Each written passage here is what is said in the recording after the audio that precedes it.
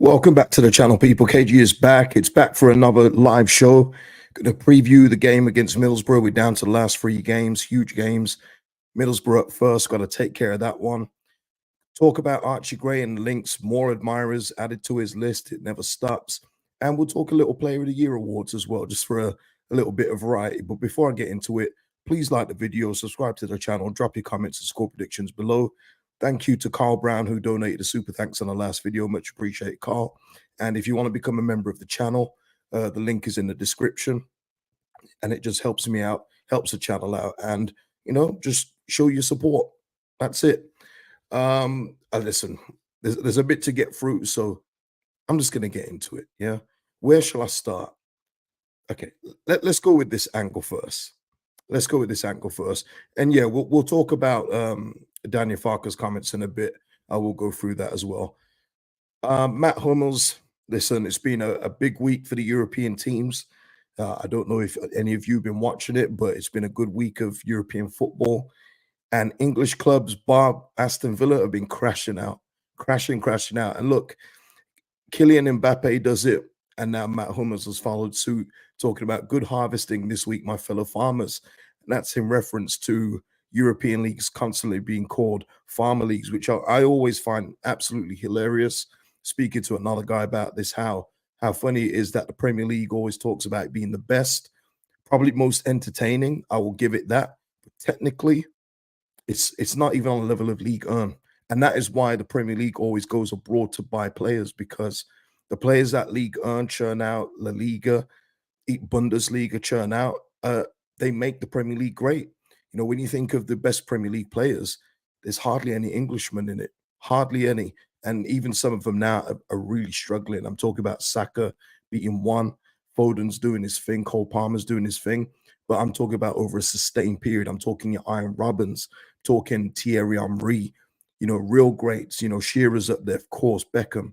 But, you know, I think that trope has been dropped over the past, I think, couple of years, I would say, because I think people in England know you can't really say it, especially when the champions of our top league have won it 6 out of 7 times. You know, so we're going into farmer league territory. But yeah, it is what it is, isn't it? But why I put this though is because, you know, this is a German, Matt Hummels of the Bundesliga. Well, Bundesliga are eyeing up one of our jewels. And this is going to be the case, I think, until he eventually leaves. I think this is going to be an ongoing thing until Archie Gray eventually does leave the club. But Plettenberg, who is a very, very reliable German source, this was a couple of days ago, but I didn't feel there was a need to do a video on it, so I'm just doing it now. Rumors about Archie Gray and Bayern, who have progressed to the semi-finals of the Champions League. The club is monitoring the development of the 18-year-old top talent from Leeds. Bayern knows about his quality. However, it's not a hot topic. There is also no contact between Bayern and the player's management. Great key player for Leeds, contract valid till 2028. And I know that people always look at that contract thing, but we all know what contracts are. And I could give you another example of Archie Gray's, one of Archie Gray's friends, you know, Wharton, who left Blackburn to go Palace. You know, his Instagram 1 month earlier was so happy to sign a new contract at Blackburn. 1 month later, he's at Palace. You know, it's all to do with securing the player, giving them a pay rise, but also protecting the club. And we've done that. But the only way that this gets solved for the immediate future is promotion. That is it. Because if we don't get promoted, with it being pure profit as well for the accounts, and I know people hate to think of it that way, Archie Gray, I don't know what he could fetch. Not heard any kind of rumors. 60, is it? Maybe, I don't know. But it would be all profit towards the financial fair play. And I don't see how Leeds will turn it down. The only way I see us doing that is getting promoted. That eases the financial pressures, not all of it, but it eases a hell of a lot when you think about Premier League revenue. And also, I believe, and this is just me, this isn't a passion merchant thing, but I think Archie Gray, being a Leeds fan, he would want to play at least 1 season in the Prem with Leeds United, because he's had a fantastic rookie year. You know what I mean?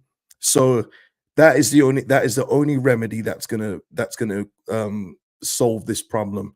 Because, you know, you see Madrid, Dortmund, especially Dortmund. For me, Dortmund is the one that is tailor-made for Archie Gray. It's just their blueprint.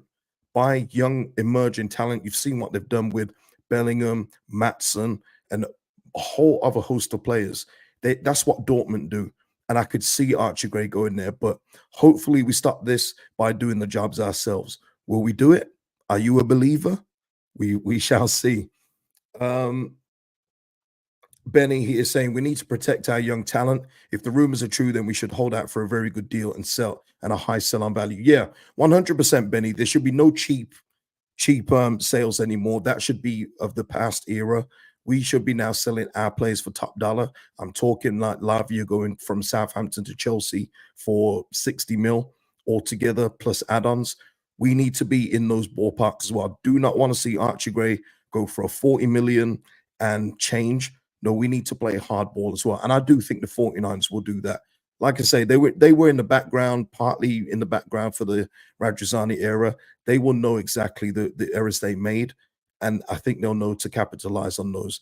Because if Man City have put in a buying back clause for West Ham, a buyout clause for West Ham for Phillips at 40 something million too, then we definitely sold short because we sold him at his highest value. So we didn't get the full value for him. But again, I do understand he helped us stay up.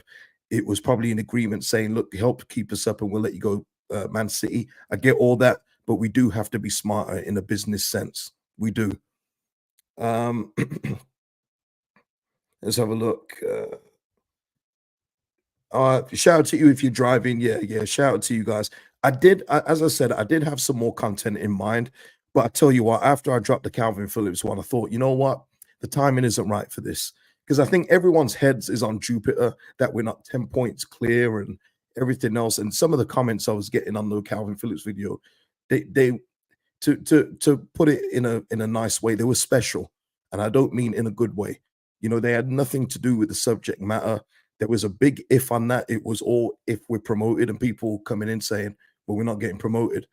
That's not the title of the video. It's if we are. You know what I mean? So I just thought, you know what? It's not the right time for those content pieces. We'll do those in the future. Shout out to you, Russ. Afternoon, folks. It's nice to catch a live one. Listen, yeah, I know, Russ, you've been catching up, haven't you? You've been catching up with all the streams, yeah. But yeah, shout out to you, Russ, man. Thank you for your support always. So yeah, Archie, look, and speaking of which as well, just to get quick opinions. He is our current young player of the year. I'll be honest. I'm not too bothered about awards. I'm not really big into them. I think it is what it is. I do think that Jorginho is probably unlucky overall.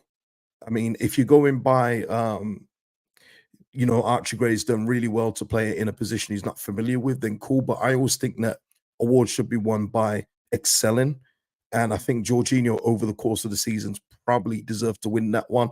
But again, no arguments with Archie Gray. I'm glad he's collecting all the accolades. He's going to go to the top at some point. Just collect them, keep them going, man. Infinity Stones them. So Archie Gray with that one. I think this one was very fair as well. Ethan Ampadu, Player of the Year. Again, there was a few candidates for this. You could have put Joe Rodon in that one, but I think it should go to a contracted player, a fully contracted player at your club. And again, no qualms with Ethan Ampadu, who has excelled in two positions, defensive midfield and centre-back. And he's been an imperious leader throughout the season as well. So again, no qualms with that one. What was this one here? Okay, you can't argue with this one because it's the players, but Player of the Year, Somerville, completely understandable. And Bamford winning goal of the season. Again, no qualms about that one. That was a terrific strike. But as someone in the comments, I can't remember who put it, but they said, I'd rather have 15 tap-ins than one spectacular. And I agree with that. But yeah, no arguments with that one. Patrick Bamford's goal, technically superb. Can't argue with that one. Benny here saying Ampadu has been one of our best players, very shrewd signing. It's been amazing. 7 million has been tremendous, and that's it as well. Danny Farker, look, let me just get rid of some of these windows. While I'm doing that, people, please hit a like on the video. Done that one. Okay. So here we are. Danny Farker today was talking. There was a lot of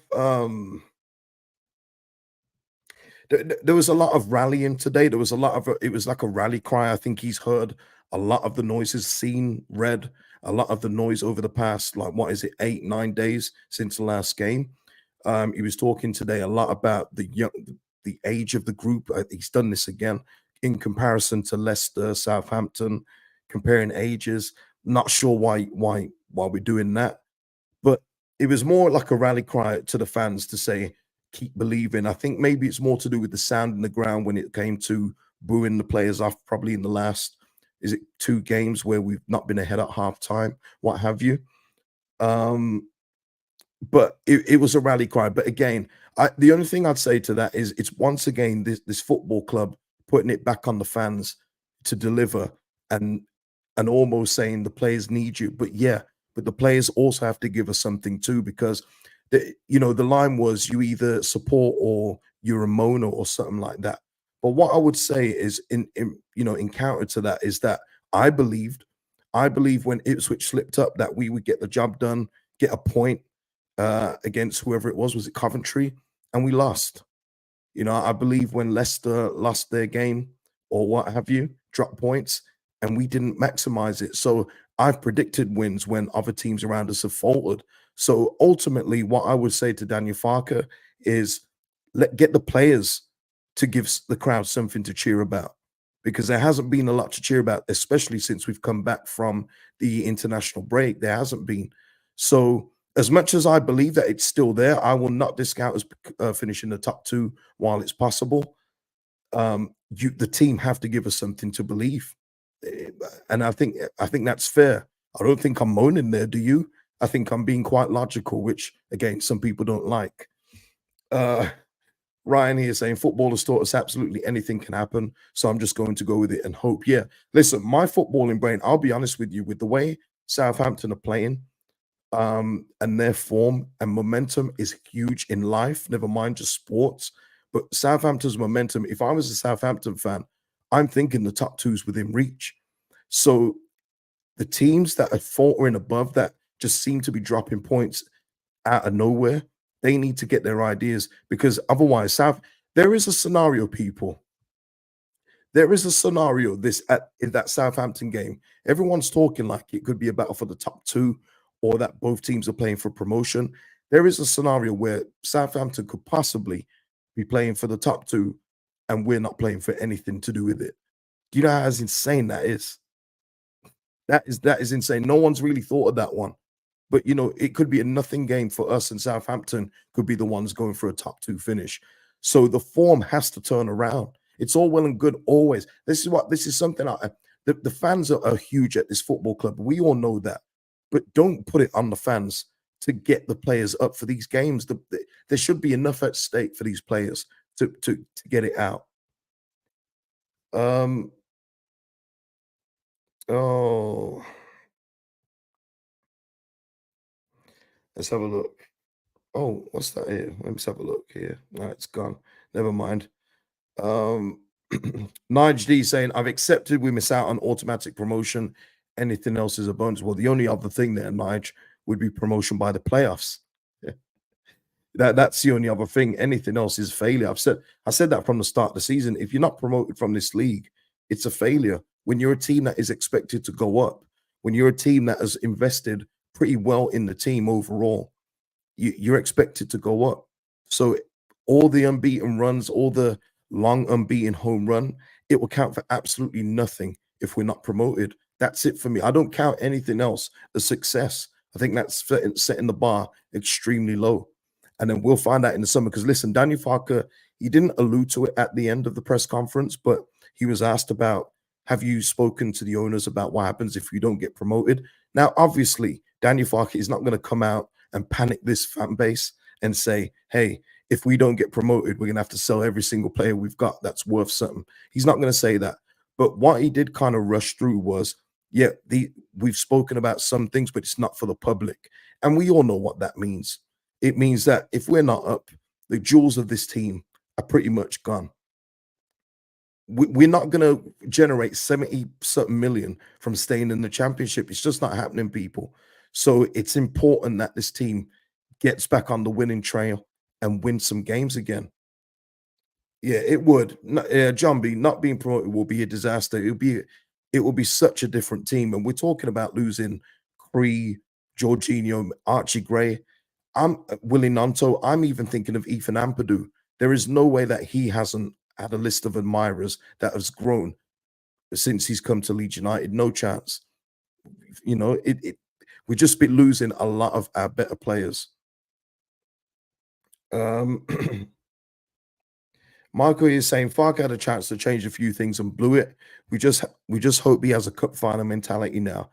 Well, he did change. Again, being fair to Farke, he did change it in the last game, and the changes were brilliant. All but one. I would have put in Matteo Joseph for Jorginho in that game, but he did try and change something. But the style of play was the exact same, wasn't it? It was laborious, too many touches, not enough good shots being taken, trying to walk it in the net. That's a coach tactic. So, and again, he was asked about that today. Do you change anything? Do you go with what you know? And he gave that answer that he always gives. If I change something and it works, I'm a genius. If it doesn't work, I get criticized. He's done that before. He's played that card before. But it's about you. You have to adjust in game. You have to. Ellis is asking, do we get a second year parachute payment? We do, but it's reduced from what we got this season. So it goes down. I don't know how much, so don't quote me on it. But yes, we do get a second payment, but it will be very heavily reduced.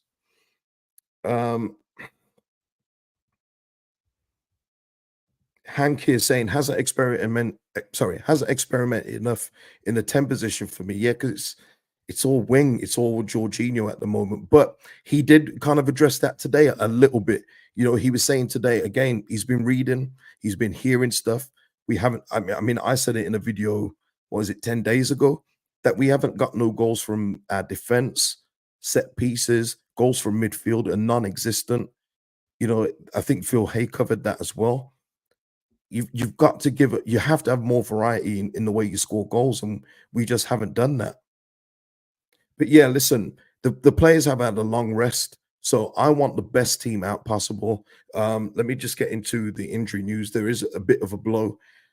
Stay cool. Yep, kind of missed that one. Connor Roberts has had a reaction to his previous injury. He's out against Middlesbrough and QPR, possibly back for Southampton. There are no other setbacks, and Shackleton is still not available. Okay, but yeah. So Connor Roberts being out is a bit of a blow. It means Archie will be back at right back. So I guess we'll probably see Kamara back in midfield with Gruev, maybe. But what this does mean, though, everyone's in better shape. Hopefully now we see more from Nanto in terms of game time, because he was our best attacker against Blackburn. He got hauled off early. Connor Roberts was our best defender, got hauled off early, and probably for good reason now. So hopefully now everyone is fitter. Jorginho's had a good rest now. Had the play of the year things. Hopefully that's galvanized them a bit.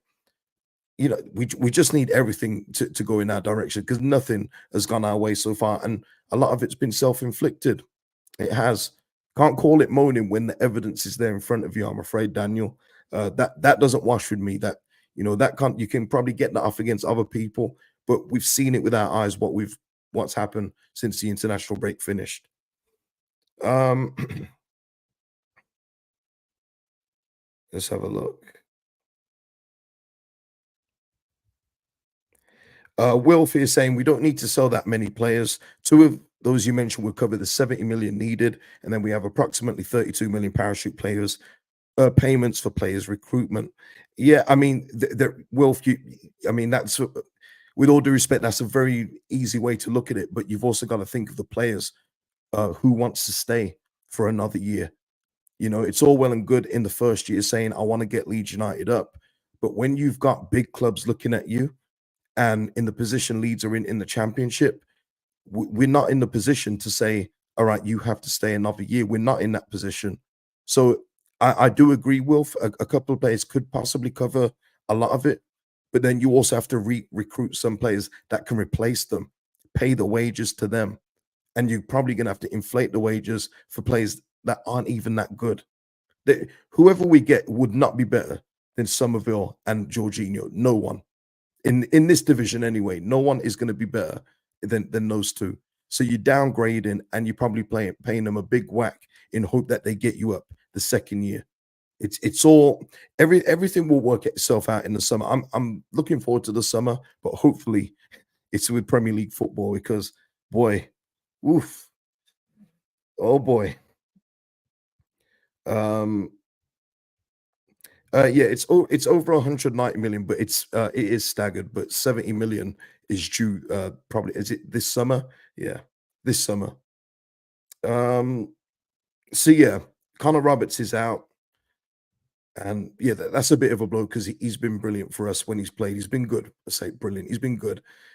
Far cry on whether there's pressure from the club's ownership for promotion. From the owners is just trust and backing. The lads have played a fantastic season so far. We have two chances, either finishing in the top two, and if not, through the playoffs. There we are. We're all highly motivated.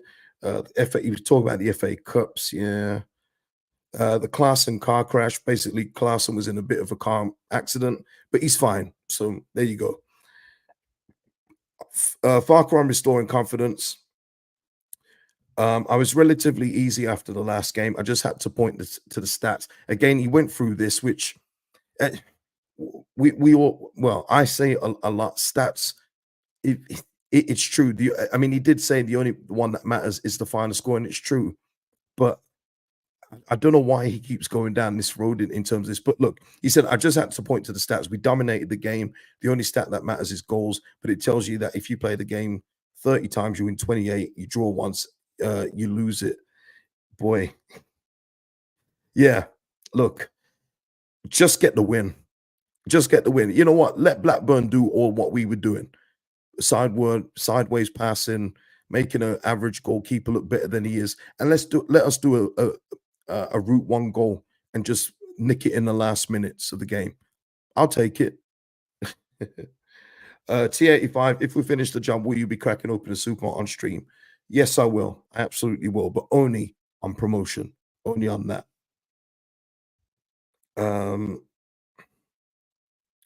Let's have a look here. What was there anything else? Okay, yeah. And Farr came out in a firm defense of the season, said he wouldn't swap one player and that the club have done well to get to this point from where they were last summer. I would like everyone to be a believer, to believe that we can do it. And listen, I do still believe, but I'm also in the camp of give me the evidence, show me the evidence that I've got a reason to believe. That it's as simple as that. You know, I'm not gonna say, listen, there's a lot. I do feel like there's a few fans that want to be proven right that we won't get promoted, and they're the usual suspects. They know who they are.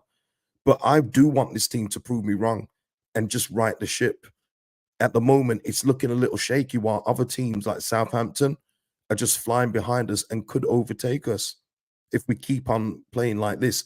Now, Middlesbrough, by the way, for Leicester tomorrow, they've got a few players that are doubts, Vardy being one. I think Dewsbury Hall's another. But yeah, listen, Leicester play tomorrow. Let me get that up. What am I doing? Leicester versus West Brom. Listen, yeah, who knows? Who knows? But we've got to get our work done on Monday. Top two. I don't care about winning league. I've said this for months though. Don't care about finishing first. We just need to get promoted.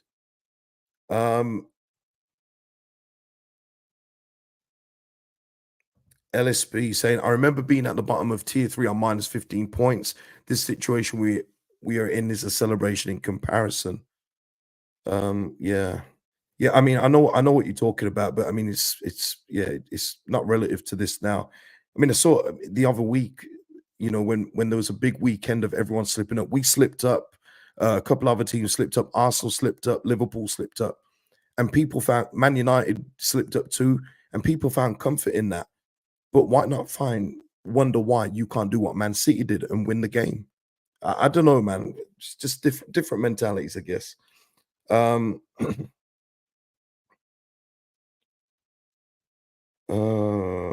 Andy is saying hi, KG from Singers, Singapore. Yep, caught up live, make or break. We have all called it. Let's see. Yeah, absolutely, absolutely.